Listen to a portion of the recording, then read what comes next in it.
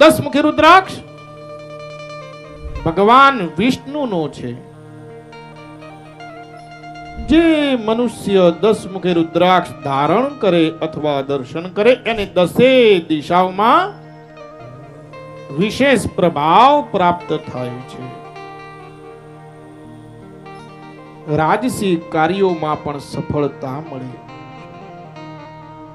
રાજનીતિક ક્ષેત્રમાં પ્રતિષ્ઠા વધે.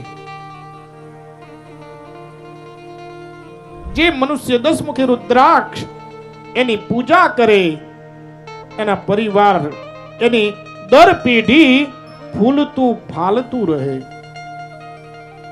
કોઈ દી એના ઘરમાં કાંઈ કષ્ટ નુકસાન નથી થતું. એની પેઢી વંશજ માટે શ્રેષ્ઠ દસમુખી રુદ્રાક્ષ.